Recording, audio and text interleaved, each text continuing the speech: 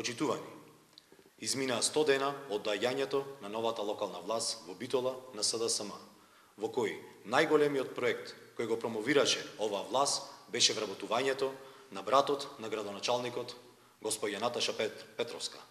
Проект кој не го ветија, а го реализира. Ветија намалени трошоци за живот, а веќе во првите 100 дена ни најавија поскапување на цената на водата за 30%, изголемување на цените на услугите на другите јавни предпријатија. Ветија департизација, а во првите 100 дена ни најавија нови 113 партиски вработувања за 2018 година, вработувања со кои буџетите на јавните предпријатија ќе бидат оптоварени за нови 34 милиони денари, кои граѓаните ќе треба да ги платат преку повисоките сметки за вода и други комунални услуги.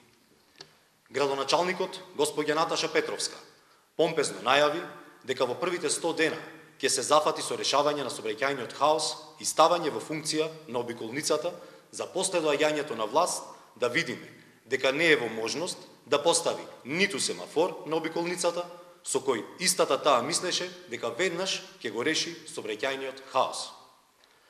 На темата животна средина ветија итно спроведување на мерките од локалниот еколошки акционен план, а и покрај тоа што Битола во изминатите 100 дена е меѓу најзагадените градови во Европа, досега не е спроведена ниту една мерка.